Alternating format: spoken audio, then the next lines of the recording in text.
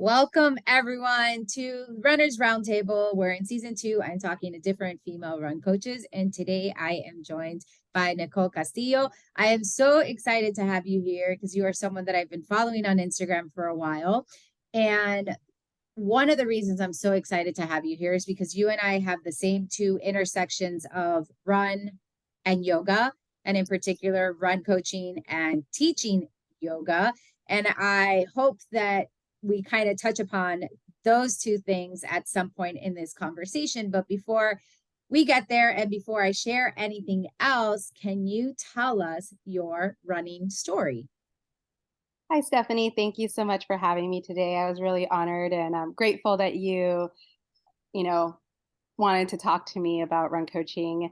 So my running story, I didn't run when I was a kid. Wasn't on, track. I wasn't, I didn't run during school, during high school, during college, nothing. I wasn't really active at all, growing up. I mean, I played outside a lot, as a kid, and I was on the volleyball team, I think in the 7th grade, but that was like the extent of my athleticism. um, I'm sorry, my cat is like really trying to Just get in wants the to way make an here. appearance too. Yeah, he's like right here. Sorry about that. And for everybody that follows me knows that this is like I have two cats, and this is Morris right here. It's the orange one. um, so once I finished college, I had a little bit of time on my hands, and it was just that thing where I was like, you see him right there in the corner. Just looking at you so lovingly though. Like he looks like he's just like, oh, it's my I know. mom. I'm It's petting so him right cute. now. He's really trying to get on this laptop. Um, where was I? After college, I decided, I lived really close to the beach.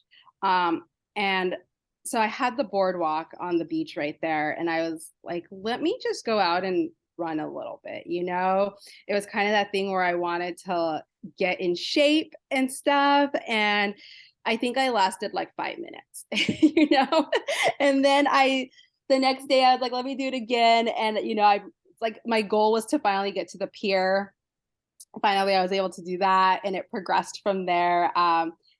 And when I was running, I want to say I ran for maybe about 20 minutes, and I was really consistent with that for a good long while. I never thought of extending beyond that. And then one day I remember I went out and I was like, let me just try. So I went out for 30 minutes and I was like, I was blown away. I couldn't believe that I did that. My dad, who's an active runner, he actually ran the LA Marathon a few times when I was younger. And I remember going to them, and I honestly had no interest at all in being there. I was like a teenager. I wanted to hang out with my friends. I did not, as inspiring as it is to watch marathons now, I didn't get it back then. I didn't understand what it meant. But I remember telling my dad, I was like, oh, I ran 30 minutes. And he said, oh, okay. He's all, I'm going to come out, the next weekend, and we're going to go running together, and we're going to go for like 4 miles. And I was like, no, we're not. And so sure enough, he did, and we did. And it was the longest run I've ever ran. And I remember it being the hardest thing I've ever done, but it was also like the best feeling, in the world. And from there on out, every weekend he would come meet me at the beach. We would go running together every Sunday. It was like our thing, and we kept doing it. He kept pushing me to go a little bit further. And finally, one day he's like, we're going to do the Long Beach half marathon. And I said, you're crazy. I can't do a half marathon. Like, I'm just doing like 4 or 5 miles right now. He's like, well, we're going to train. He's all, by the time we're done, we can do it. So I ended up signing up for it. We ended up training together just off of like, he would just get the plans off of online, and that's what we followed, and that's what we did. And I did it. And it was probably one of the hardest things I've ever done. And I wanted to do it again. Yeah. And that's basically how my running started. From there, I basically just took off. I remember just being introduced into the running world. It was like the best and the greatest thing. And there was just so much information that I had no idea that was out there. I was just reading all the running magazines. I was just so like, I had no idea what I was doing. And so it was just great. It was this new thing that I was really interested in. And I was just trying to, get a hold of all the information that I could. And at that time, I know Instagram was around, but it wasn't what it was today. Mm-hmm. And so the information was basically just from magazines. It was, or looking online. It wasn't what it is today at all. Um, so yeah, that's kind of where I went off with from it. I found any race I could get into that was local, and just started doing a bunch of half marathons from there on out. Yeah, I love that story so much because I think it highlights something that it's been a theme across several of the conversations I've had with the coaches where it's none of us were, not none of us, but the vast majority of us started running later in life. Like we were not runners beforehand.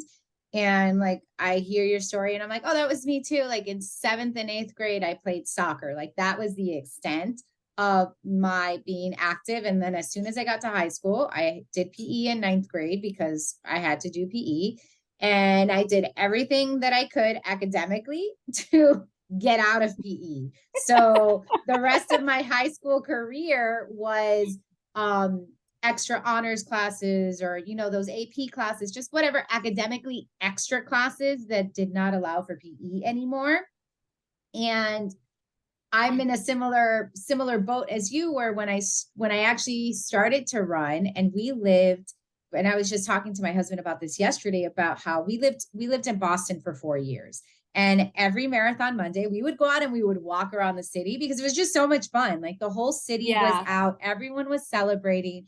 And yesterday, my husband's like, man, it's a shame you weren't into this marathoning stuff back then because we lived there. It might have been a little bit easier. I would have joined a charity team to kind of get in because now it's, the charity teams for a race like Boston are $10,000 that you have to fundraise.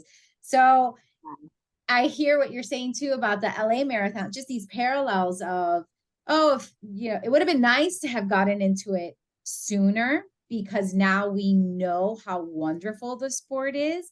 But it also, to me, reminds me of the fact that we find running when we're actually ready to find it, right? Like we get into the sport when it actually makes sense for us. And I don't know if that's just something that it's like it connects to that why. Like, why are you doing this versus when I was younger, I would run, but it was very much so connected to either the treadmill was the machine that was available at the gym. So I just did that, or because I wanted to lose weight, something that was a little more time limited. Whereas when I started running, it had a more meaningful connection to my life and to my values. So I think it was easier to kind of keep up with. I don't know if that's a similar experience for you. Yeah. When you mentioned the whole thing about the extent of getting, trying to get out of gym class and just stuff like that, I remember when, if the PE teacher let us, we were able to do homework during that time, and that's what I chose to do, was definitely more academic. And now that I look back on it, I just think like, man, like I wish I took more advantage of like sports or just pushing my body more like when I was younger, and like in high school and stuff. But it's just funny, like, yeah, I wasn't interested then. And I completely agree with you that I think things happen to us in life when they're supposed to happen for whatever reason. And I really think, we may never know why that is Mm-hmm. the way it Yeah. is, and, we don't need to know why. I'm just glad that, I eventually found something that I'm passionate about and that it is, you know, something that's good for our health and our bodies and movement and stuff. Even though I know as runners sometimes there's a lot, I feel like there's so many layers though in running. Just you know to keep things healthy, mentally and physically, because I think we have a tendency to push and push and push, and sometimes we don't know when to stop. And I think there's a lot to like that you can really unpack just in that itself. But I don't know if I answered your question. Yeah, no, it's just a curiosity of because I felt myself so reflected in what you said. So I wanted to share like my experience, and I'm like, well, wait, okay, this is more. And I think the reason I asked that is more to highlight for people that this particular story or this trajectory with running is a very common one, where it's not, because I agree with you, and you had mentioned like social media. And for me, the main social media that I engage with is Instagram.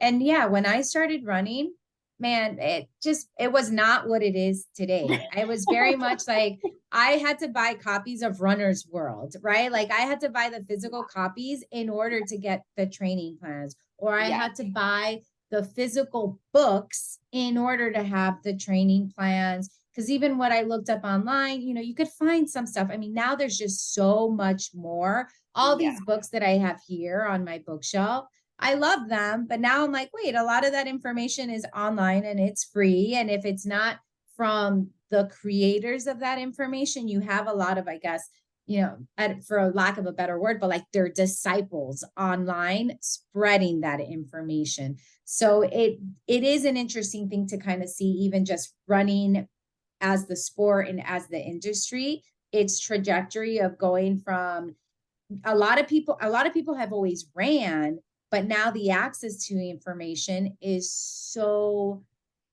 it's very plentiful, and you really have to be very discerning and aware of the information that you're taking in, because a lot of the information that's out there, it may be relevant, but it's also not fine-tuned to the person who's taking the information. Like I can right. tell you, this is great, this is wonderful, but that's in my experience and what works for me, and not necessarily what works for everyone.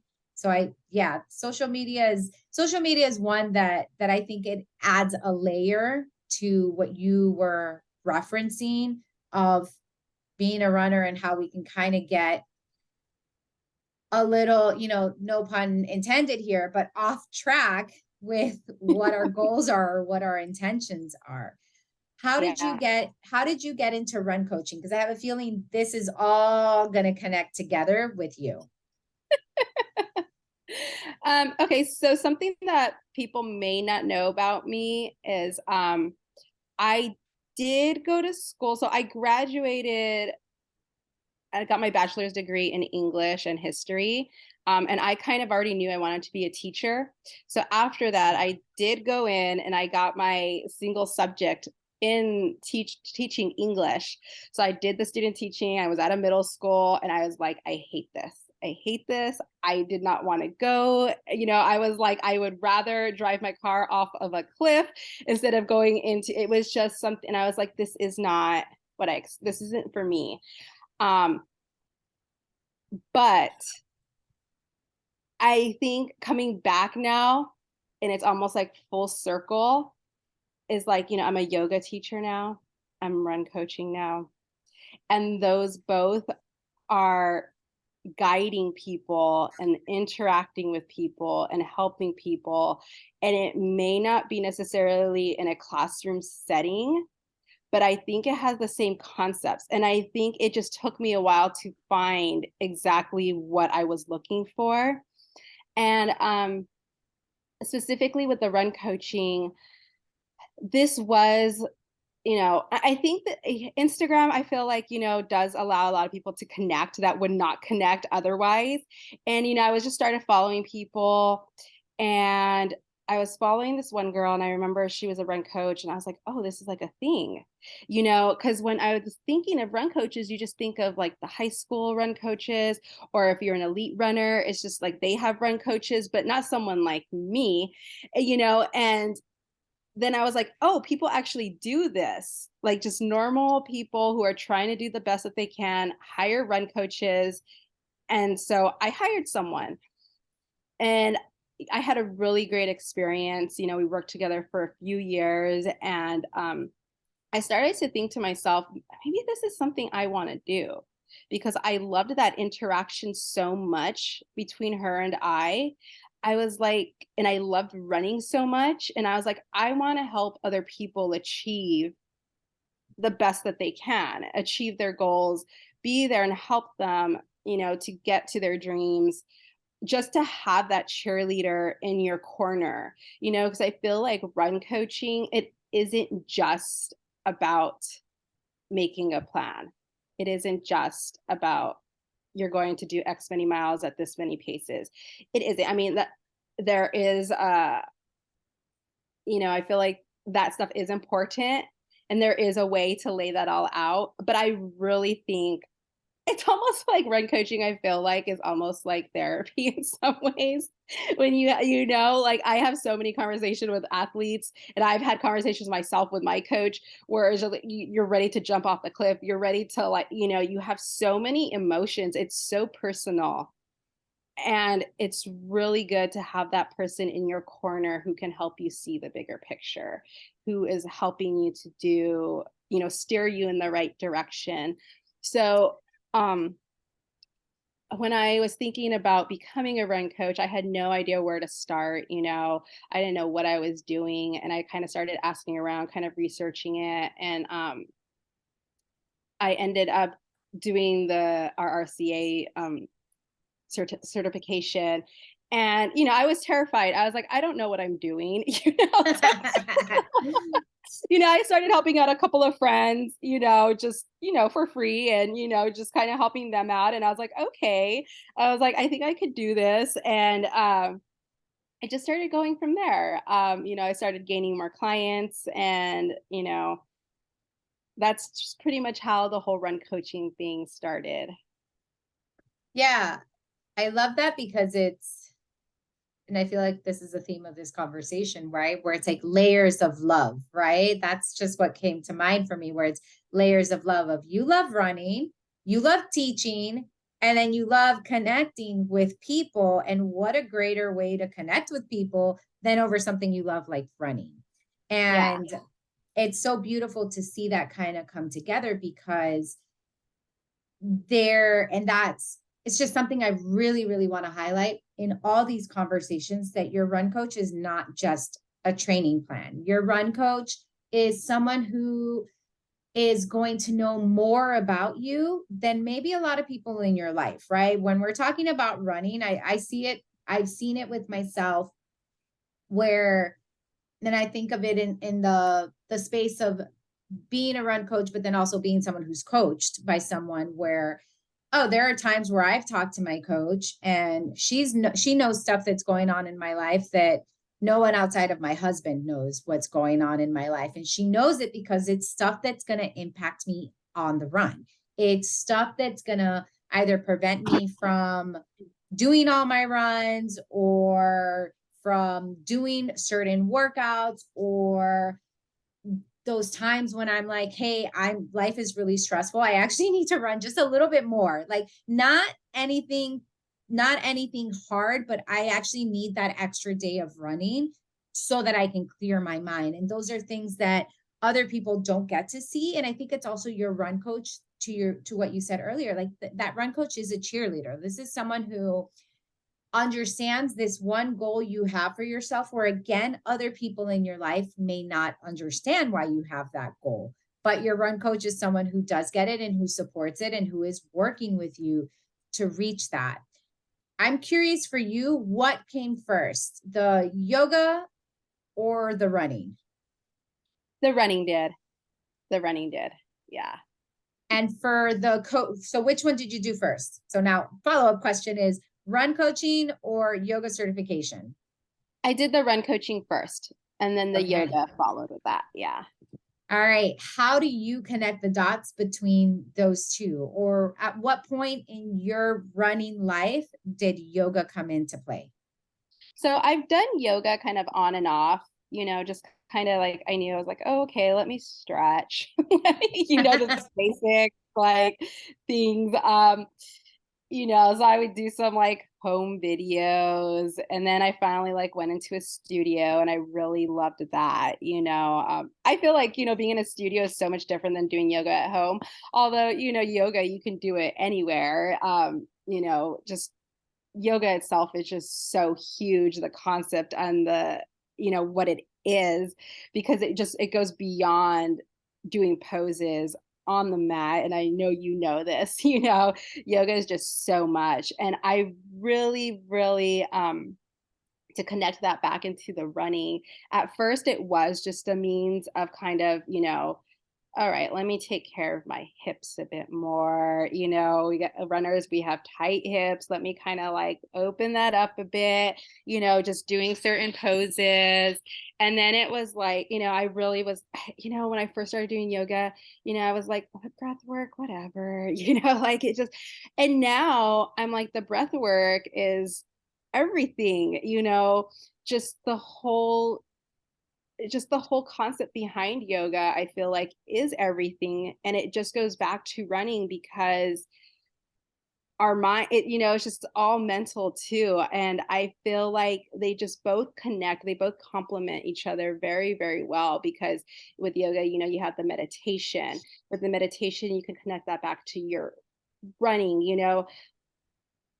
I feel like,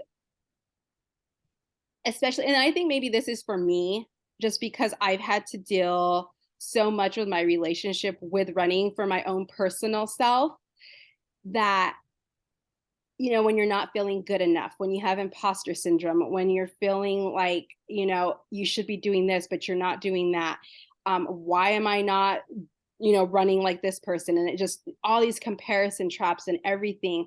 And then you take it back to yoga, and you go back to the whole idea of like, you are enough. This is, everything is happening now for a reason. um it really just grounds you. And I guess that's the best way I can just say it, is that it helps to ground me, it helps to bring me back again to, like you mentioned before, that why, that whole concept of, why am I doing this in the first place? Because like you, when we first started running, Instagram wasn't a big thing. I wasn't comparing myself. I had nothing to compare myself to, other than the fact that I enjoyed moving, I enjoyed running, I enjoyed what it gave me. And we can get lost in all the noise, and Mm. yoga can bring us out of that noise and can help bring the noise out of the running, I feel like. So that's kind of like where I'm at. As much as like, yes, you know, going into baby pose can help with your hips, or, doing pigeon pose can help with your hips and all that good stuff. I really feel it goes beyond that. Yeah, so for me, yoga came second. And I always tell people that running is my first love. Like running, I even told someone the other day where I'm like, if I never teach another yoga class again, like I'll be sad, but I'll be okay. If I don't practice yoga again, I'll be sad, but again, I'll be okay. If I can't run anymore, I will be heartbroken. Like that's where things are for me. And I think it does have to do with that genesis of I was a runner first, or I Mhm. considered myself a runner first. And the reason I started to do yoga was because I had a running injury. Like I tried yoga, and one of my favorite stories is I had texted my aunt and I said, "Hey, have you ever tried yoga?" And her response was, "Oh, I did it. Wasn't for me, but you should try it." And then her follow up advice was, "You have to try it twice. Once to see if you like it, and the second time to confirm whether you like it." So it was just such great advice, because, how many times do we do something once and say, "Nope, that's not for me. I'm never going to do it again." Right. Whereas with yoga, there's so much that goes into it. There's the studio culture, there's the teacher, there's so much that plays into it, that you can't just do it once and be like, "Yeah, this isn't for me." Like even now I tell people whenever they say yoga's not for them, and I'm like, I think you just haven't found the practice that's for you. Whether it's the style of practice or maybe the teacher, because I feel like oftentimes we do get hooked by certain teachers into the practice first, and then it's from kind of like that safety that we get curious to explore other modalities within yoga. And so for me, when I started yoga, it was because I had IT band, like I had an IT band injury, couldn't run for 6 weeks. It was the only injury I've had, so painful that I decided I would start yoga again. I texted my aunt. I went to my first yoga class, and it was a heated power yoga class. When I left that class, I was like, I don't know what just happened there. Had no clue what I was doing, but I was sweating and I was so happy because I'm like, okay, I can't run, but that gave me the same feeling of running, that like same breathlessness of like, what the hell is going on? But can I keep moving forward? And that's where I was like, okay, this yoga stuff is pretty awesome. Like it just, again, it gave me that same like fast pace, the breathing, the really, really had to be present. And then we moved to Chicago for a year. And while we were in Chicago, that's when I really fell in love with running, because the running community there is so different than where I'm at here in Miami. But I also discovered that yoga was different. Like I did not know that yoga was different depending on where you practiced it. Like in Miami, I found the one studio. I got very lucky that the first studio I went to was great, and that was the one studio I stuck to. Then when we were in Chicago, I explored all the studios. And in Chicago, it was not a lot of heated classes. It was so bizarre for me, where again, it was just this my eyes were open to the vastness of yoga, but my love for it deepened as well. And it was after that year in Chicago that I came back and I did my training to become a teacher. But I love what you said about yoga can help bring the noise out of running, because I do find that there are a lot of, they really do weave together so nicely, because even now thinking about it myself, where I'm like, oh yeah, when it comes to my yoga practice, I don't compare myself to anybody. I'm like, whatever, this is who I am on my mat, like it's okay. But when it comes to running, oh, I have to check myself all the time of like, hey, Steph, that's them, not you. You need to chill. You're where you're supposed to be. You're fine. And I think the reason I'm even able to check myself as quickly as I do is because I do have that practice of yoga that has, every time I step on the mat, it's this reinforcement of be with who you are today, be with the body that you have today. And it's hard. Like I find that it's really, really, really hard to just be with who I am at sometimes at any given moment. It feels really hard. Yeah, I completely agree with you. I completely agree with you. And I also think, I really liked what you said about, I think too, for me, since I was a runner first, you know, and we're used to the fast, not necessarily that we're running fast, but just it's a movement that's fast.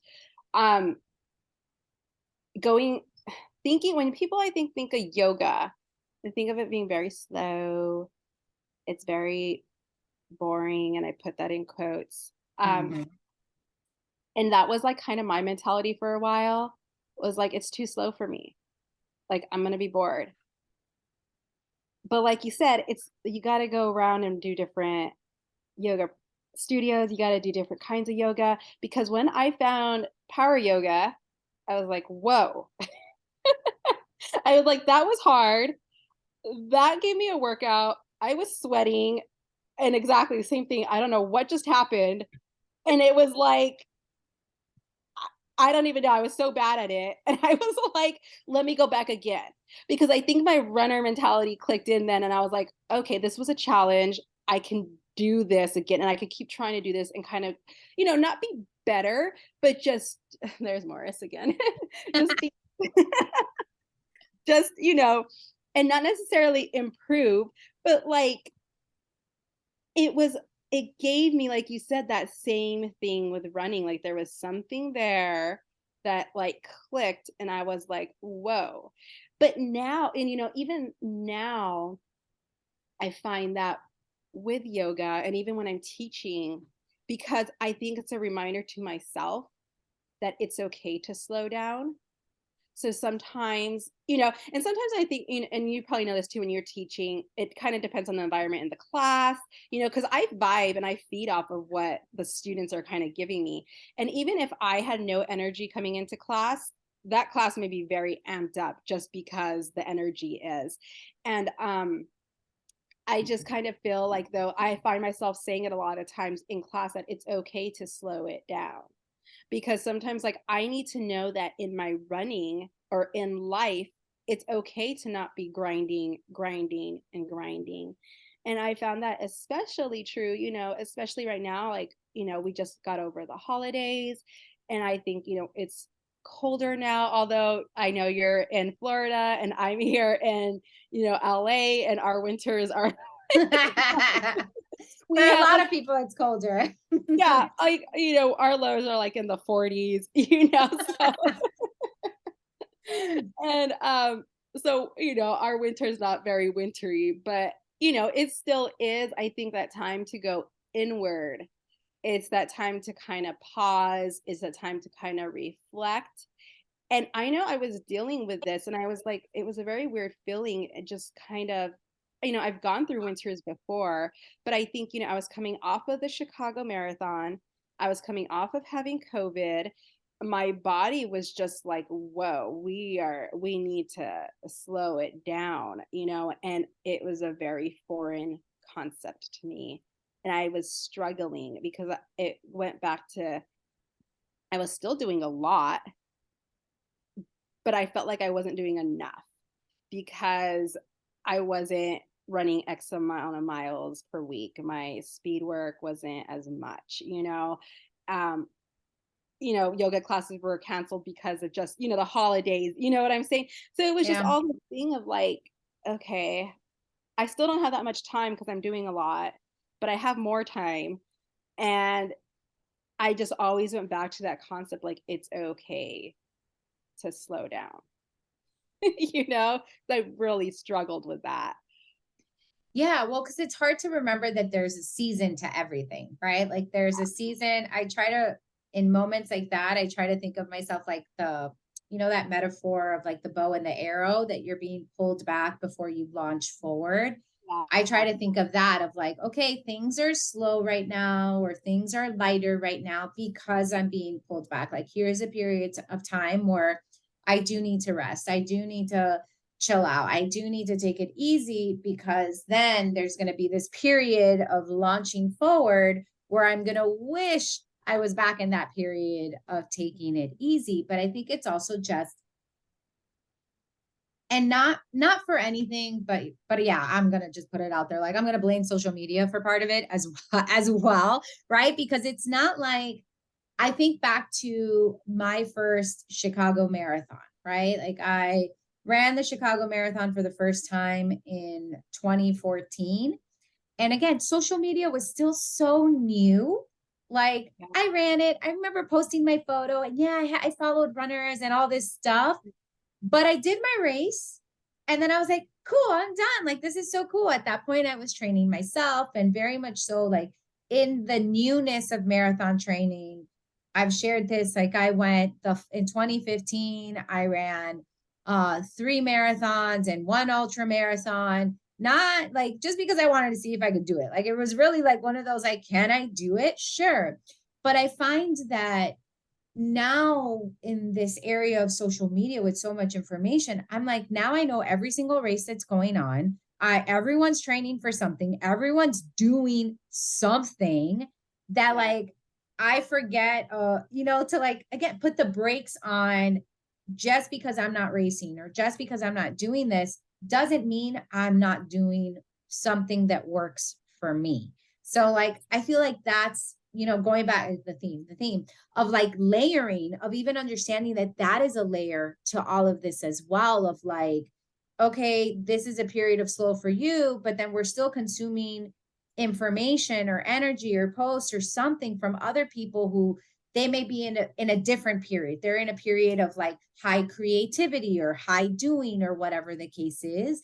And I feel like our brains, or maybe this is just more a product of our society, is very much tuned into production, production, production. What are you producing? What are you doing? Are you grinding? Are you hustling? Like, let's go. Like, what's going on? What are you creating? What are you putting out there? When it's like, but wait, like, there's actually supposed to be these seasons to life, seasons to running, seasons to our yoga practice, seasons for everything. And again, it's not to say like, oh, social media is bad, but I just share that from my perspective, that sometimes when I see it on social media, I forget that I'm on my lane and not trying to jump into someone else's. Yeah, I completely agree. And, exactly. I don't want to blame social media either, but it's so much there in our face. And the funny thing is too, and sometimes I often forget this, that somebody may be looking at you and thinking, whoa, like they're doing a lot and I'm not doing that, you know? So it's a very strange thing. I think social media can be such a great tool, and it is a great tool. Again, just going back to like connecting with people, like I would have never connected with you if it wasn't for social media. You Right. know, I never, and I feel social media too is a lot, your business, a lot of people are creating their businesses off of that. People are doing things that they wouldn't be doing, they wouldn't be getting the reach if it wasn't for social media. But there also is just that if we're not checking ourselves, like you said, because I got to check myself all the time, of not comparing, you know what I mean? And it's just, it's a tricky thing. It's, yeah, I feel like there's just so many, like you said, there's so many layers there. And I think it really does just have to come back to that self love. Um, Knowing that we are enough and we're doing enough and we are in the season that we are supposed to be in and we're not in anybody else's. And I think a lot of people, I work with a lot of athletes who also have trouble with that, you know? Um, and as easy it is for me to kind of guide them, kind of just tell them like, hey, you did this, you did that, you did this. I know we always go back to like that whole idea of like, but we didn't do this. Yeah. And we focus on that one thing or that couple of things that we didn't do. When like maybe you PR'd all of your races, but that one marathon you didn't, and that's the one thing we will focus on. And is and that I think that goes back to like a good reason why we do need friend coaches, or we do need, our mentors, we do need our yoga teachers and just people to guide you, to keep you on track, to remind you of all the great things that you have done. Because if not, it just gets all lost, I feel like sometimes. Oh yeah. I mean, you said the noise, right? The noise can get very loud, and it does take either us making the conscious decision to step back and like view it all, or it takes, like Newton's law of your thoughts are going to continue going unless something from the outside comes in and says stop, right? And I think that is definitely a big role of the coach. So I'm curious, when you have this with your athletes, or when this comes up with your athletes, how do you navigate those discussions with them, or how do you get, because I also think that the coach you have a more global view of everything. You're like, the athlete is playing a game with running, and you're like the referee on top, just watching it all, like watching the different plays and like kind of how things come together. So when you have that athlete, for example, using what you gave us, the athlete that had PRs and really strong training cycles, but that one marathon, that let's just assume that marathon just went to shit, right? Like, let's just assume it just went bad. And that athlete comes to you, because again, I think run coaches, you're going to understand that disappointment, better than someone in your family or better than someone who doesn't understand or who did Yeah. not live through the training. So how do you talk to your athletes, or how would you talk to that particular athlete that's otherwise, when you look at it, you're like, this is great. Like, and for me, I see it too as like, you're bound to have a bad race. Like, you can't win them all. Like, that's just like the fact that you've gotten so many good races. I think, yes, it's a testament to how strong you are in your training and all of that. But I feel like there's almost an element of luck when you have back to back to back PR setting races.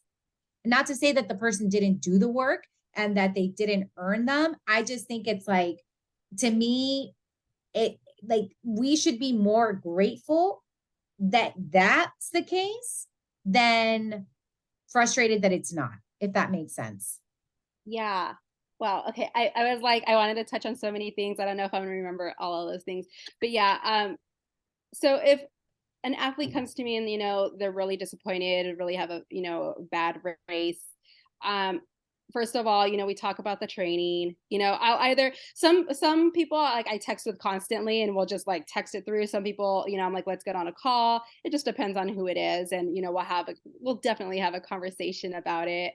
Some people, write me emails and we'll figure it out. But I definitely do go over, their training, what they've done in the past, reminding them of, all of the hard work that they did put in, and going back to their why. Why are we doing this? And exactly like you said, knowing that not every race is going to be a PR. And I understand that because, like you said, like as runners ourselves, we understand that disappointment. Like, we know exactly what it feels like to be putting in all of this work, to wanting something so much and then it not happening because of, for whatever reason.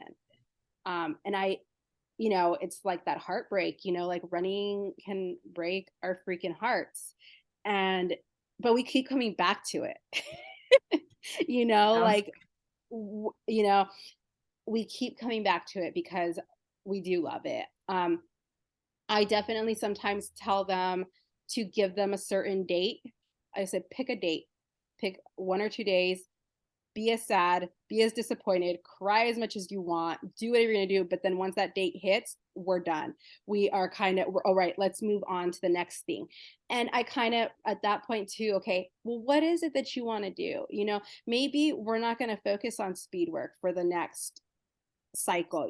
Maybe we need to just step back from there. Maybe let's do something fun. Maybe let's do some, let's focus on a different goal, whatever that goal may be.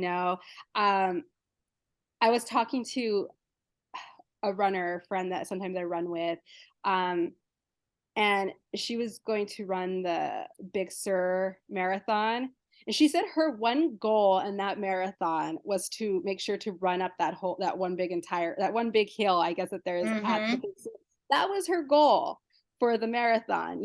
Other than that, she didn't care. That was the one goal. And I was like, that is a great example of having a completely different goal than a time-based goal. So let's get creative. Let's do something else that's necessarily maybe not a marathon to hit X, Y, and Z.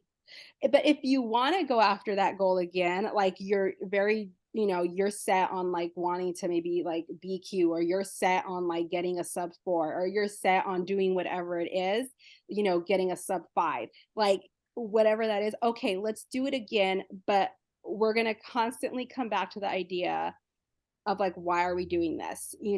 Constantly. Sometimes I'll even have some of the athletes journal things out after a race, kind of like, all right, let's write it out. Let's, get our thoughts out there. So it just really depends on who it is that I'm working with, because I feel like every athlete is different. Every athlete responds to something different as well. Um, to just kind of navigate those feelings, and sometimes too, I'll have to bring in, like, not to compare and contrast, but sometimes, I do talk about like elite athletes who, they're putting themselves out there on the line, and not all of them are winning either, and not, and I just think of like how hard, they're working too, and they do this for a living. Some of them, not all of them, but some of them do this for a living, and they miss it too. They miss the mark, you know? So it's not just as personal as it feels, because when you're not the one doing it, you feel like you're the only one not doing it. When you see everybody else's accomplishments, and Mm. I love to celebrate everyone when they're like PRing and they do great, and like I'm over here not. And so I understand that sometimes. And so, but then I look at the elite athletes sometimes and I'm like, well, this one person that I follow a lot didn't like do what they wanted to do. And so it's not just as like amateur like runners that aren't, doing what we set out to do, if that makes any sense. Yeah. Listen, there's so much there that you said that I love. And like I said, I take notes. So I'm like, okay, so I want to make sure I mention this and this and this. But there's a few things where it's, again, like you as a coach, you're bringing in a different perspective. And I think you're also, and I wrote this down for myself, where it's like, there's nothing like disappointment to help find clarity, right? Where it's like this disappointing race is going to help you find clarity as to your why. And even beyond that, as to how you want to continue to engage with the sport. Because that's what I heard from you, where it's like, okay, let's have that discussion of what do we want to work on next? Because I think that's so important to your coach is someone who's going to ask that question. I feel like most coaches are going to be like, all right, so then what's next? Because I think for some people, and this is just, again, I'm saying this so that whoever's listening to this, you understand that runners, we're not all the same. That one, you could have one runner who has a disappointing race and they're ready to jump back in because they want that redemption race. Then you have other runners, right, who have a bad race and are like, nope, I need to reconnect with why I love. Don't plan anything structured for me. Plan the miles. And I've had both. Both situations have happened to me where I needed a redemption race. Granted, it was a year later, but I also needed a period of time of like, don't give me speed workouts. Don't do it. Like, don't give me anything. I don't want to work hard with running when I feel so heartbroken by running. So Yeah. give me that time to just run easy, to remember why I like running, to remember why I love running. Because I feel like in disappointing races, there is that question of like, why am I doing this? So I appreciate that part of your questioning or part of your like post race breakdown is that reminder of, hey, these elites who have, not to say that they have more on the line than us amateur everyday runners, but like that's their career. Like that's literally, they wake up running, go to sleep running, like that's them. Whereas for the majority of us,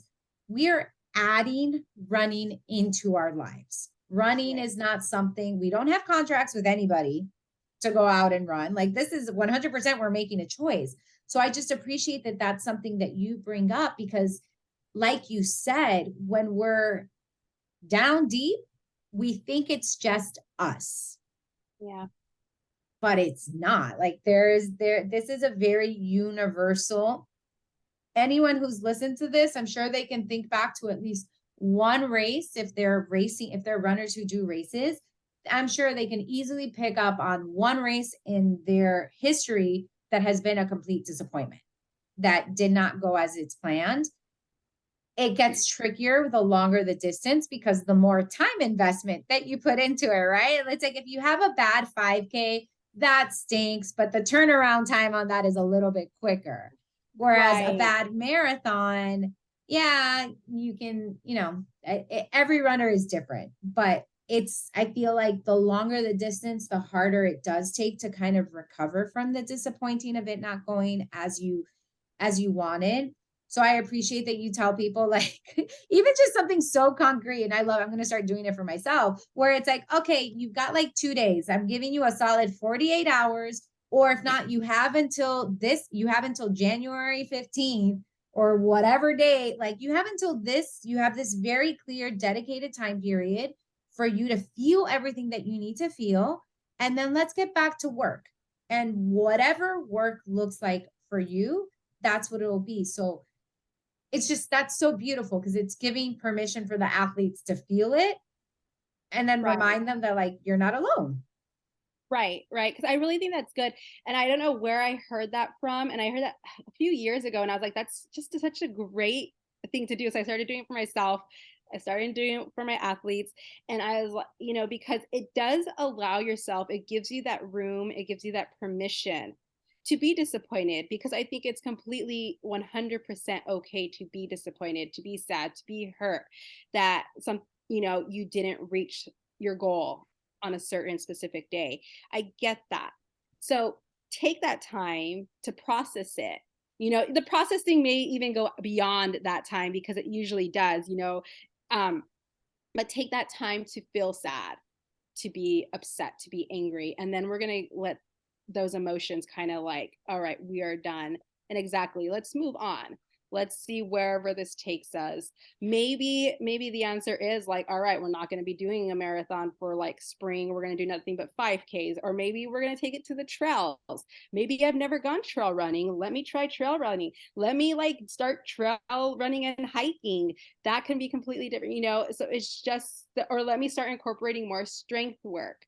Let me like hop on the bike more, like whatever that looks like. I'm 100% on board with the athlete, because I get that it's not, all right, like let's just get back to work, like here are the miles, here is the speed work, like we're gonna, it's like, no, like that's why I like to check in with them, like, all right, where are you, what do you want to do, is speed work okay right now, do you want to have more easy runs, like where are you, like take that time to kind of ease your way back in. But like you said, other people are like, I already have like a race that, their redemption race, and they're back on. And it's like, okay, let's do it. And then, even then, it's kind of like, let's see how things play out, because maybe mentally you want that, maybe physically you're not there. And maybe once you start, you realize mentally you're not there either. And maybe you still need to like hold back. And I always say it's 100% okay to change your story in the middle of it. Maybe you already signed up for that race, but maybe like midway through, you're like, you know what? I don't even want to think about running 20 miles right now, you know? And that's okay. Then we'll have that conversation then. Maybe we defer the race. Maybe we drop down to the half.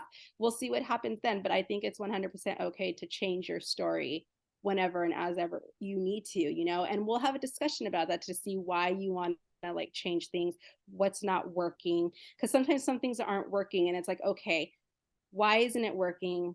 Let's figure this out, because maybe it is the speed work, maybe it is the mileage, maybe we need to bring it back down a bit, maybe you need an extra day off. Let's just see. And it's a lot of problem solving sometimes that goes on within this. Yeah. Yeah, I appreciate that so much because I think there's also an element of stubbornness that is very unique to the running community, in that when we say we're going to do something, then we feel like we're married to it and we have to do it.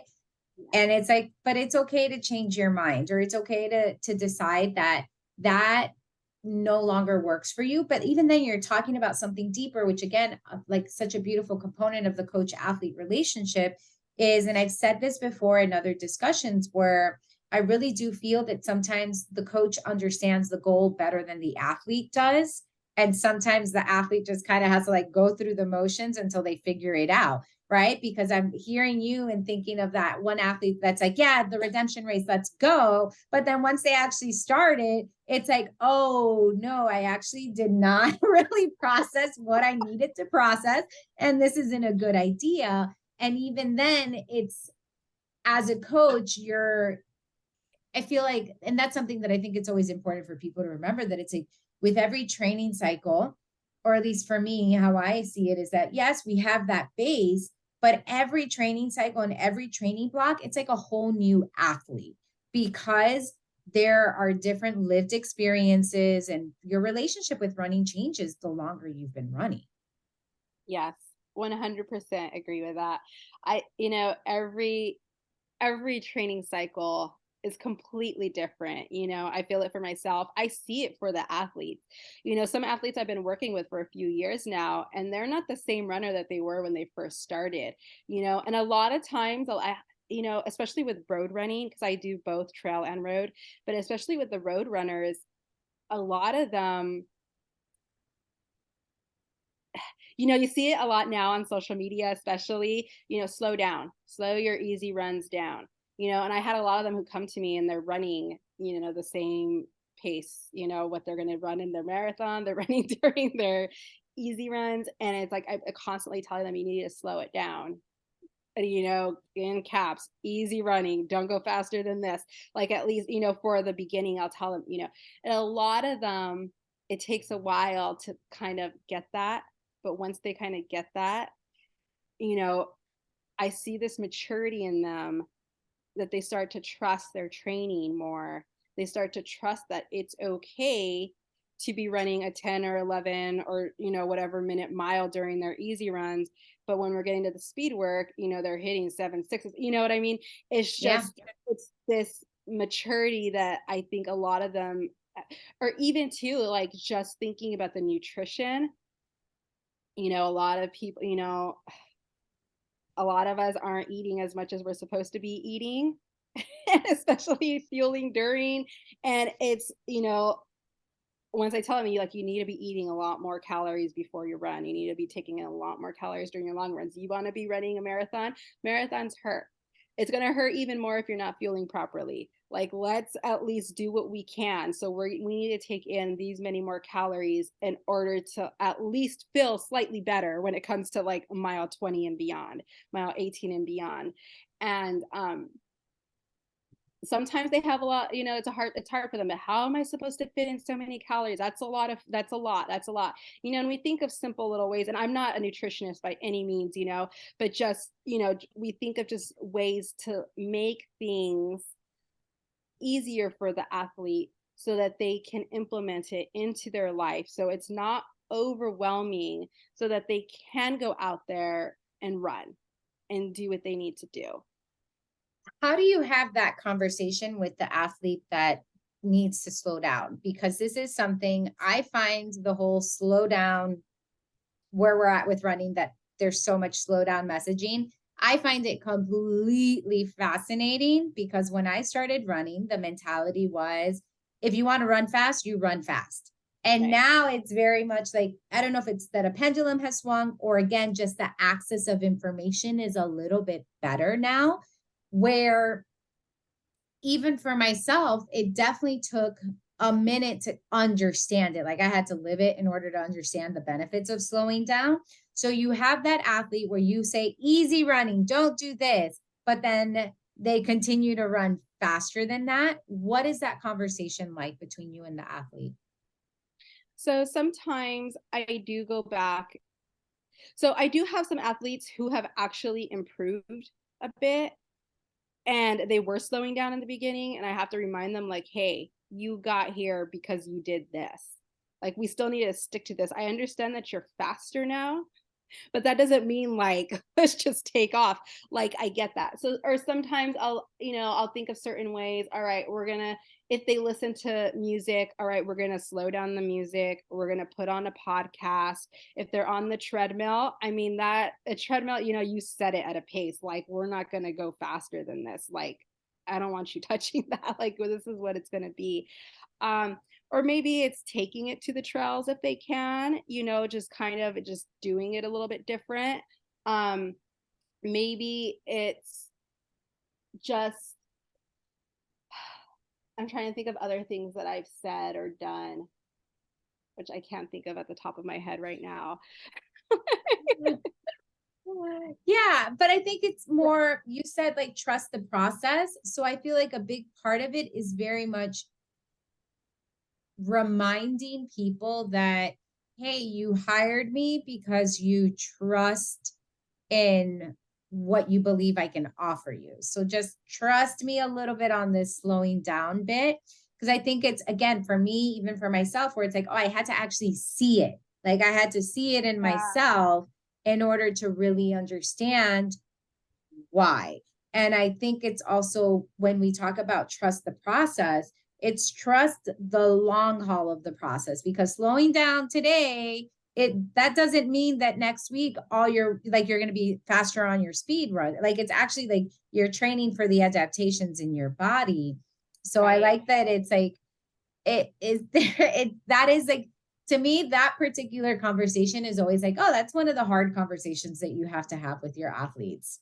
It is. Again, sometimes, I'll say, conversation if you can't talk, but then people are like, well, that's just, I understand that, because sometimes if, for me, even for me, because I run alone a lot, talking isn't necessarily easy, even if you are going 2 to 3 minutes slower than your like race pace, because you're not used to doing it. When I first started running with my dad, I was talking to him, and that's how I started running, was talking. I don't do that really anymore, during my long runs. I'm like by myself. So I've lost that like ability to talk while I run. So sometimes I think that's even hard to tell an athlete, like, oh, if you Yeah. can't talk, like, because you're not doing it all the time. Um, so I understand that. And it is just a hard thing. It is going back to trusting, like you were saying, trusting the process, trusting your coach, because, you know, as a coach, I don't know everything, and I don't think every coach knows everything, but we do know some things. And I feel like, you did hire me for a reason. We're working together for a reason. If not, then why are we working together? Because, Yeah. you could be just doing this on your own. Um, I also like to look at going back to like looking at like elite athletes and just kind of, hey, well, look at like they're running like 5-minute miles in their marathon, but they're running 8 during their slow, and you're running 8 during your slow, but you're definitely not running 5. So why, if they can do it, you can, because a lot of people are saying, well, it's hard to run slow. Yeah, at first, I'm sure it's very hard to run slow, but I think once you've kind of like, you learn that pace, it may become easier over time. Or also just going back to like just enjoying the run, like Mm. just going out there and really truly just enjoying the run for what it is, and not necessarily pushing effort, but take the time to look around you. Take the time, especially if you run. Sometimes, I run like, I try to just switch up my like my routes and stuff, but the ones that I run a lot. Every single run, I like see something different. I've Yeah. passed that house, I don't know how many times, but one time, like, whoa, I didn't notice that was there. Just, and when you can really do that, when you are just slowing down and paying attention, and kind of just being in the moment. You know, Yeah. yeah, It's like getting people to understand that easy equals enjoyment, because even yeah, if you're running fast and it feels good, you're not necessarily enjoying it. Like, there are runs where I'm like, oh, I'm going a little bit faster, but I feel the effort, right? I'm not like, it's not the same as when I'm running easy, that I'm like, oh, look, like I really have the time to kind of notice everything. And I think yeah, that's so for me, when I think of running easy, and the reason why I say it's hard is because it requires so much more control from me to like rein it in. It requires yeah, more control from me to be like, okay, I'm good here. I'm good here. That takes effort. That's what makes running easy hard for me, because I feel like I have to control myself more than when I'm running faster, that I feel like I'm out of control, where I'm just like, whatever, like, let's just go with it. Right. So there is that difference. But I like that working to reframe the easy run as really just an opportunity to enjoy the run. yeah. It is an opportunity, and I feel like a lot of us have tons of opportunities, and if we're not really aware, or we're not really there in the moment, it's kind of like we lose that opportunity to do whatever, if it is to like slow down and enjoy the moment, if it is to just take that pause. And I think even Mm. then, like even in your easy runs, like if you're out on the trails or something, you could take that pause. Or if you're on like the roads, take that pause and just look around for a second. Like just wow, like my 2 feet got me here. Enjoy that, you know? I think a lot of us forget that. And I think a lot of it too, like going back to social media, our easy runs are just there's nothing, as I feel like a lot of times with running, there a lot of it, you can have like your flashy, your like really crazy workouts and stuff, but a lot of it is just going back to the basics. And I feel Yep. like a lot of that sometimes gets lost because a lot of it is just the easy runs. It is just like the miles. And like you said, when you first started running, and when I first started running, all of this information wasn't really accessible. And and you think about it, like when was it? Like was it back in the 80s or something? It was like no pain, no gain, or Yeah. it was just like the grind, the grind, the grind, the grind, and then you end up injured and injured. And now it's just like the exact opposite. It's like no, our bodies need rest.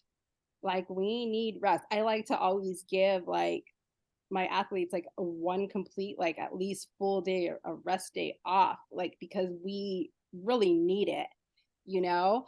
And I do have sometimes athletes, is it okay if like, I run like, 3 miles today? No, no, no, we're not, we're not doing this. This is your rest day, you need, if you want to switch it out, we can definitely switch it out. Like if it makes sense with the schedule, but know that you're going to have a rest day, like come in a couple of days. And most of the time they'll say, no, no, no, never mind, Um, You're but like, the rest is non-negotiable. We can move it to a different day, but you're going to take it. exactly, we are still having a rest day, because we need it, I really think that we need it.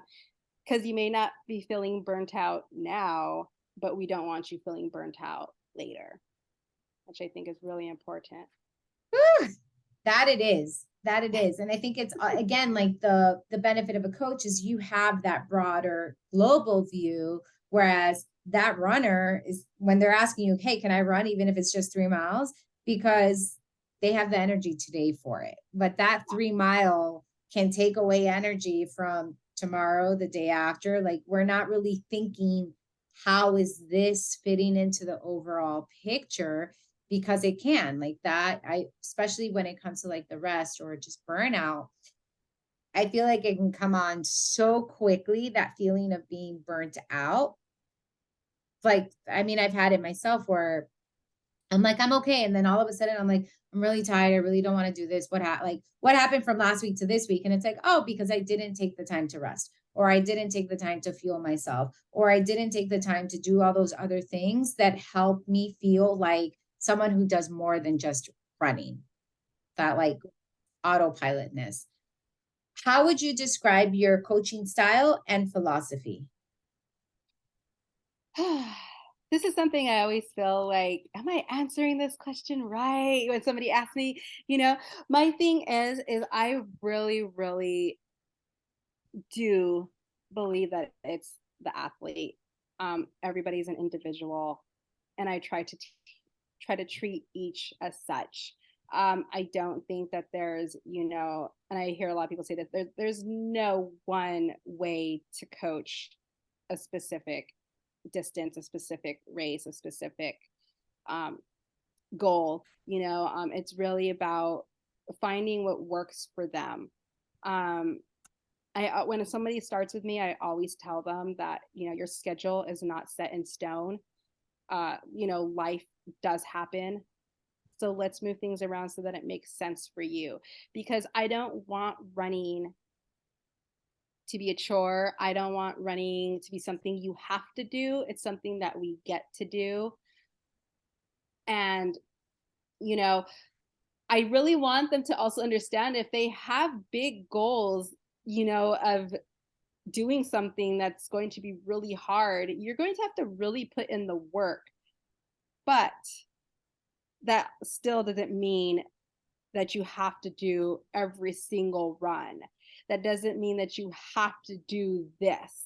Let's talk about it. I also encourage huge communication, some athletes give me a lot more than others. So sometimes I constantly have to be asking them, like, how is everything going? Because I want to make sure that I know what's going on, because so I don't know. I can very well already kind of know, or I have it all planned out what their next week's going to look like. But if something happened during this week, and I don't know about it, how are we going to go to the next week? I need to make those Yep. adjustments, because let's say maybe you do have a little cold. Maybe there's stressful stuff going on at work, maybe stressful stuff going on at home. There's just all these things that play into running, because it really is so much more than running all the time. How's your sleep going? Like, how are we eating? What's going on? So I really, really do take all of that stuff into account. What kind of job do you have? I really like to kind of, are you on your feet all day long? Because, if you're a Mm-hmm. nurse, and you're on your feet all day long, that definitely means something different than somebody that's at an office sitting down. So let's make changes, or it's just, that stuff is important, and that's how I go about making plans for someone. So going back to just it really being about the athlete, and not so much that I'm accommodating to them, because there is stuff, the work is required to do whatever it is that they want to do, but it's, let's make it as easy as possible so that it fits into your life and it makes sense for you. Yeah. I love that, because it's, again, this reminder of, if you want cookie cutter, you can do that online. But if you want something that is going to take into consideration the uniqueness of who you are, then you get a run coach, right? Like that's just such a big thing, because your training plan isn't going to know, for myself, right? Like my training plan, if I get one online, it's not going to know that I have 2 kids, or it's not going to know that I had to take my dog to the vet. It's not going to know that I haven't been sleeping well. Like it's not going to know any of that. Whereas the coach will. But the asterisk to that, which is what you mentioned, it's also my responsibility to tell you, hey, coach, I haven't been sleeping well, or hey, coach, I'm not feeling well, or hey, this, or hey, that, because I think there is, talk about like disappointment within the training plan, right? Like if I will give this example of, and this is just so that everyone who's listening to this can really understand the importance of that coach athlete dynamic. Let's pretend I'm getting sick. I'm not feeling well. I'm really congested. Let's hope that this doesn't actually happen. But, tonight I sleep like crap. And then tomorrow I go to do my speed workout, and the speed workout bombs. It is an awful run. I don't do well because I went into it not feeling well. And then I end up feeling like crap because I didn't do the workout well.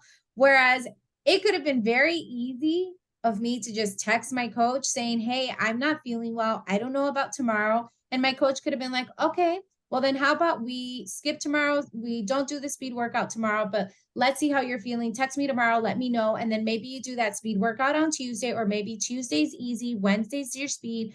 There is that adaptation or that change to the plan. So all of a sudden now it's like, okay, when I run, I'm actually going to feel better. Now, this isn't to say that you don't have bad runs, because sometimes you have bad runs out of nowhere. It's just to say that if you communicate with your coach, changes can be made, because you even said it, right? Like one of your goals as a coach is to make sure that your athletes do feel good about what they're doing in training. But again, and so it's like both, where it's like, hey, coach, you can only do so much. If the athlete isn't communicating with you, then you're going to continue to plan a plan based on where you think they should be, or based on where you think the runs align with whatever goal they told you they had. Right. Right. Yeah. And yeah, that's why I think that open communication is it's so important to have between the coach and athlete. I had an example and I can't think of it now. I lost my train of thought. It was I something don't you come said. up. Yeah, it was something you had said and I wanted to touch on it and I don't remember now. It'll come back. It'll come back to you. Maybe in this next question, it'll kind of come back. If someone is interested in working with you, what is that process like? Are they sending you a DM? Are they going through your website? Or, do you have a consultation call? What's that process like? And within that process, how do you figure out if someone's a good fit for you and that you're a good fit for them? Okay, so I currently am working with Rising Mountains Coaching, which is a run coaching company who was founded by Eve. And I just started working with them, I want to say last year. It was about the same time. So it's been a year now. Um, they were predominantly a trail ultra running company. And she started seeing more interest in the roads, and she can definitely coach roads and marathons and 5Ks and all that, but it just wasn't her jam. Um, and so she brought me on board and she brought another person on board to help out with the ultra and trail running stuff.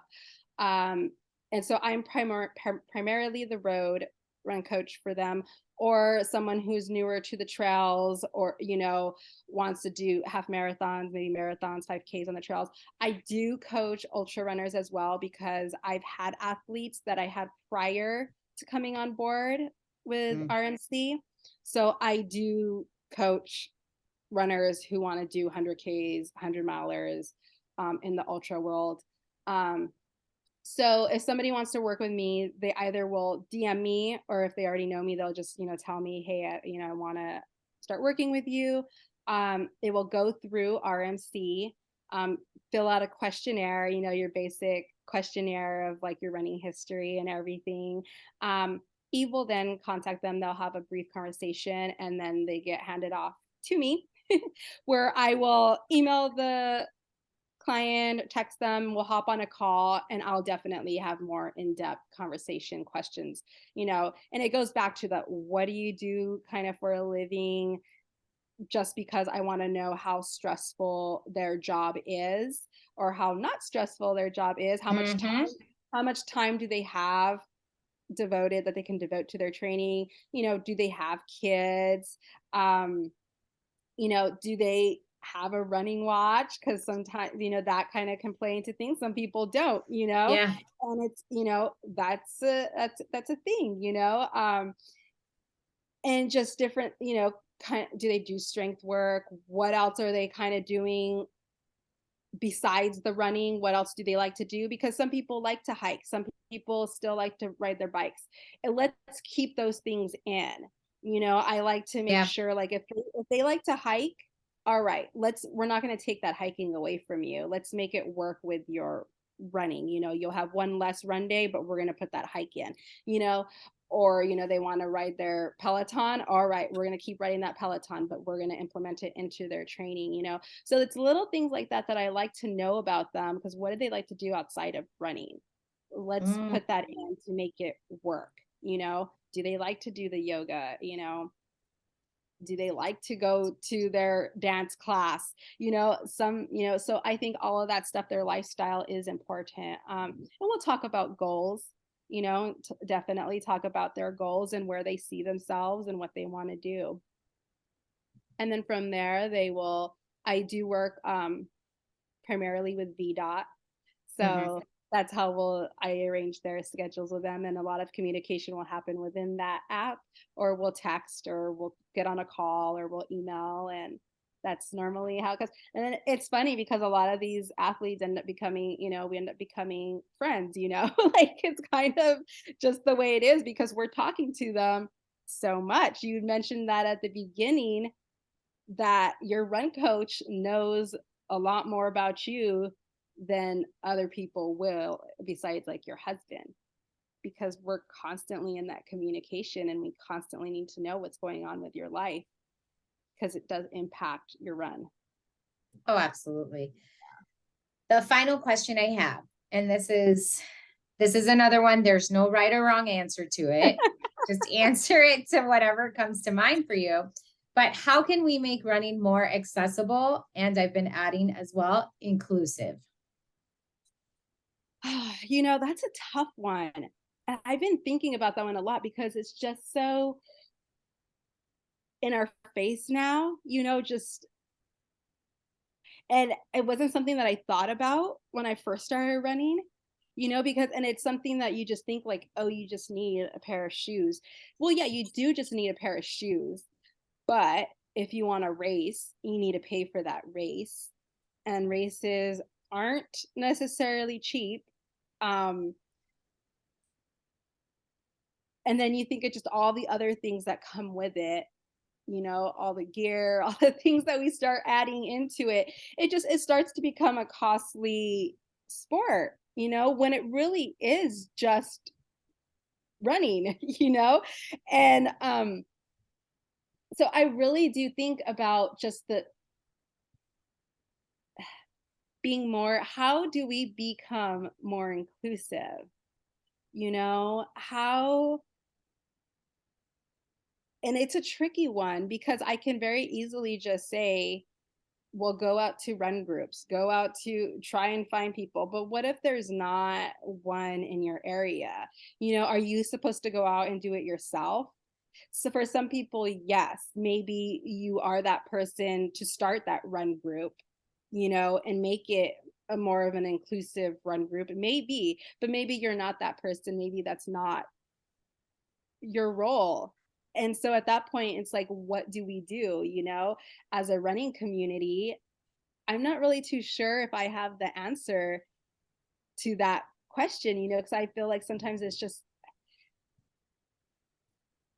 yeah, I'm not really too sure on how to do that. It's kind of like, and then too, also, if you think about it, it's like, well, run coaching costs money, and as a run coaches, we want to, of course, make a living off of it, and we can't give our services away, but maybe there is room for, having one or two clients who do come on board as part of, some sort of,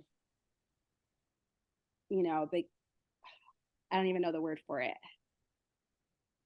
It's like a scholarship rate Yes, there you go. or Thank you. Yeah, coming Mhm. on board as like a scholarship, maybe that is something. And I know Eve did do something like that. I believe, I forget who she was working with, but I believe she had 5 clients or something who did come on board as working under a scholarship for, it was for a specific race, I believe. I could be completely wrong, but yeah. So I don't know. Do you have any ideas on how Well, so to the do more this? people I speak to, the more people I speak to, the more nuanced it gets because it really is.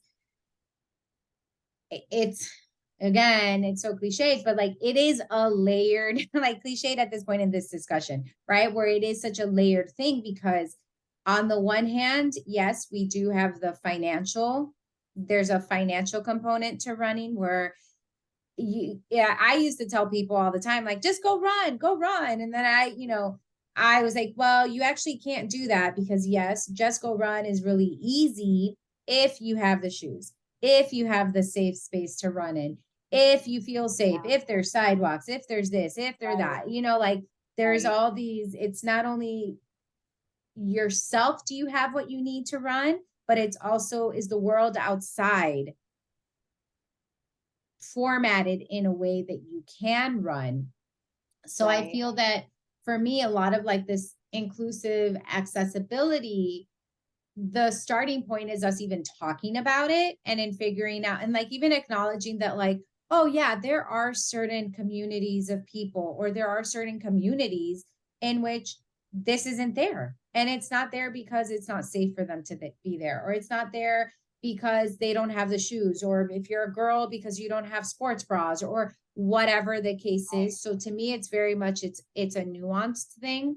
I had another coach that when we spoke, um, she talked about even just how are we highlighting how different groups of people are being treated. So this is Coach Croft. She's an advocate for or she shares a lot of information and brings a lot of information to light about murdered and missing and murdered Indigenous women. And she's like, how are we even talking about that? Right. So like, how are we talking about just safety in general once we step out of the door? So this issue of inclusivity and accessibility, I feel like that's a question that we can make broad statements, but I feel like we can only answer it in truth to the community that we live in. So I can answer that question based on maybe my Miami community and what I see happening here, because, and I'm sure it's the same for you, right? Like your LA running community is going to look different than my Miami running community, and it's going to look different than a New York City running community, and it's going to look different than like New Orleans or wherever. Every city is going to have kind of different issues. So for me, I feel like, again, there's no right or wrong answer to this question. It's more of how are we perceiving this, but then also how are we even thinking about it? Because as people who love this sport and who are advocates, ambassadors for the sport, who are run coaches, who are sharing a lot of our running journeys on Instagram and, considered maybe by some to be experts in this sport, the curiosity is always like, all right, as these people who have a platform or who have certain views, how are we portraying running in our particular community in a way that does feel inviting to new people? So like, for instance, in my Miami community, I see that there's maybe the access points. Like I think of it in terms of like, what are the access points to running? So yes, we've got the shoes and all that, but I also think of like, okay, but are there run clubs that are truly for all paces? Are there run clubs during days that are for everybody? Where are these run clubs located? Because if you're, in, for instance, for anyone who's listening to this and is from Miami, they'll understand, but like if you're in Kendall, to go to a run club that's on the beach, you're looking at least an hour-long drive to get there. So it's like, okay, but what's happening maybe in that smaller Kendall community that can create the access to it? So I think it's layered and complicated, and that there's no one easy answer. Yeah, definitely layered. And that's really a good point that you made. I really think that especially now, there's tons of more run groups in each probably city. Even here, I've been seeing them pop up more, because maybe I'm lucky enough that where I live, I feel safe enough to run. But there are other women that I've spoken to who don't. And the only time they have is really early in the morning or really late at night. And they're just like, I can't do that in my neighborhood. And at that point, yes, maybe a run club that's in your neighborhood. And because I do live in the LA area, there's a lot of run clubs out here that, are not really far away. So you could probably make one of them. And I think it does go back to the whole idea of just talking about it, which I really liked that, and that we're even having a conversation about it, because, these conversations weren't happening, probably even 5-10 years ago. This is a very newer thing now that's coming up. And I do like the idea of that you said, that even just run clubs that are more inviting and welcoming pace wise. Because if you do have a runner that's barely starting out, that's new, because they weren't able to run before because of X amount of reasons, and they come to their run club because that's the only place they feel safe to run, and then they're just starting out and they're not necessarily running quote unquote fast, how is that going to make them want to stay and keep doing it? So I really think that that's something to also address and talk about. Yeah, and that's where I try to, where a friend and I started a run club last year, and we kind of, with the holidays and everything, let it slide. And this year we're going to bring the run club back. And even from the very beginning, I was real adamant that I would be a walker. And I'm like, I'm going to walk. I'm going to walk because that's part of it too, where it's like, you have people that maybe they want to learn how to run, right? Like that they don't know how to run. And it's like, hey, you know what running is? It's just really fast walking, right? Like, let's get you comfortable with spending the time on your feet. It's like, again, I'm in Florida. So like whenever people are like, oh, I could never run a 5K. And I'm like, well, when's the last time you went to Disney? Oh, I was in Disney recently. I'm like, well, if you went to Disney and you spend a day walking in the park, you're easily doing 5 miles walking around the park. So like, if you can kind of see that of like, you're physically able to do it. Now we're just bringing the intentionality to a different space. And maybe we're asking you to speed it up. So instead of doing 5 miles over the course of 8 hours, let's maybe do those 5 miles over the course of an hour and a half. Like, let's see how that might feel, right? Like, that's kind of where we're at. So part of that as well is, and I talked about this with someone else as well, where it's like, it's okay, again, with the Coach Croft one. So if anyone's listening to this, go back and listen to that one, where like we talked about how it's okay to quote unquote sacrifice your run for someone who's a little bit slower than you so that they can feel welcome. Like, it's totally okay to just take like, and this is going back to like the easy run, right? Like, it's okay. Like, make your easy run super easy.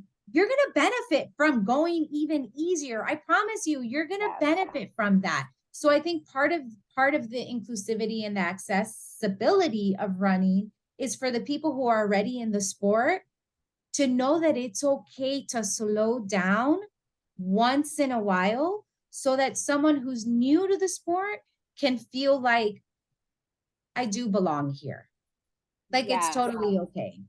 Yes. That reminds me, I have told a couple of athletes, that I know that do run with groups, hey, why don't you go back and run with the back of the pack?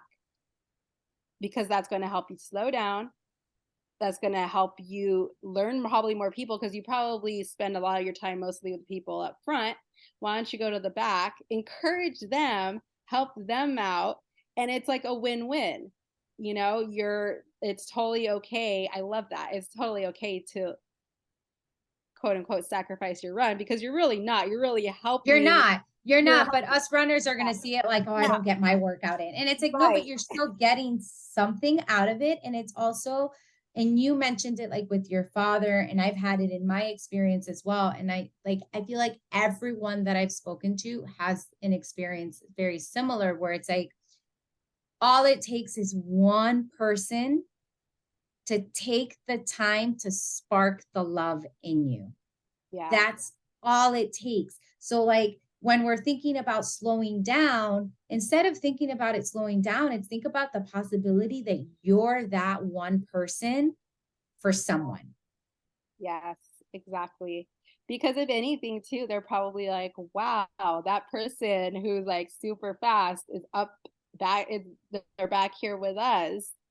And you never know what can happen. And that feeling probably, once you're done, that feeling probably that you like helped somebody else out might feel like way even better than like you doing your workout or you running, a faster pace. Like you can get so much out of it. And Absolutely. that's such a great way to do something for the running community and just, helping everyone out. Because I mean, that's it. It comes back to that, right? As the word community. I mean, that's what it has to come back to. Absolutely. I mean, that's again, for me with the run club, I was very adamant that I would be the walker. And I'm like, it's okay. Like, I have no problem walking. Like, it's fine. There are other days. And even if you think of like most of your athletes, right? Most people are running between 4 to 6 days a week, right? So let's go with that person running 5 days a week.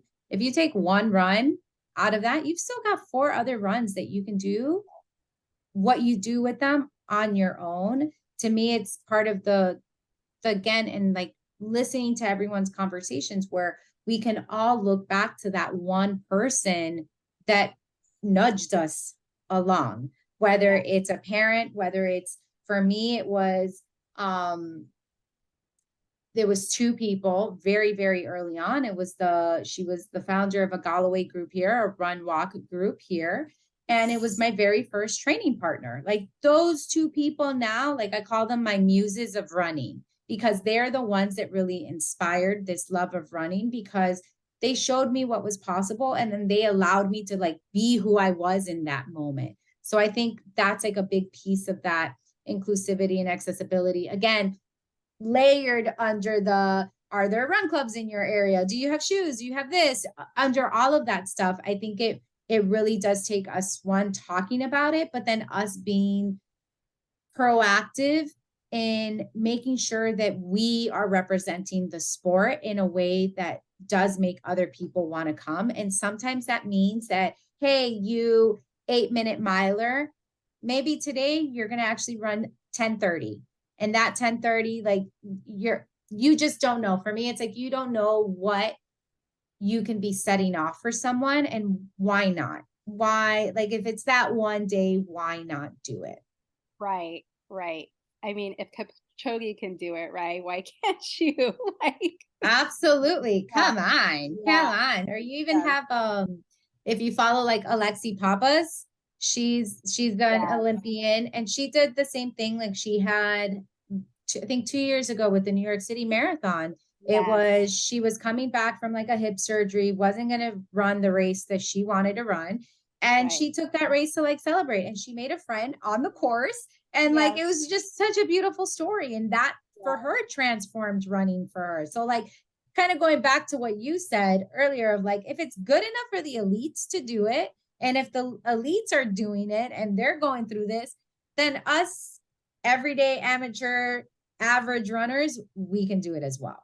definitely, definitely. All right, last thing here is tell everyone where we can find you, how we can connect with you, and if you have anything exciting coming up. Okay. So the best way to connect with me is on Instagram. That's where I'm most active. I have a Facebook, but I don't really use it at all. I'm lucky if I remember to go on there once in a while. Um, my Instagram handle is CNC Run, which is SEE_ENSEE run. And then the other questions were, what do I have coming up? Yeah. I don't really have anything planned right now. I A am good place to still, be. yeah, I am still running wise. I don't have anything really. I'm doing a couple of 5Ks, I think. Like I said, I'm kind of stepping back a bit. I told myself I am not running a marathon this year. So I'm thinking of getting in spring half, probably a fall half. We'll see where I'm at though, because like I said, that can always change. Um, and I am currently though in a 300-hour yoga teacher training. So I'm going to be doing a lot of yoga. My life is going to be pretty much enthralled in the yoga world right now. That's kind of where I'm at right now with my running and stuff. I'm really going back to my why. I'm really going back to grounding myself again with my running. Um, and really just finding joy in it and coming back to, you know, loving getting out there every day to go move my body.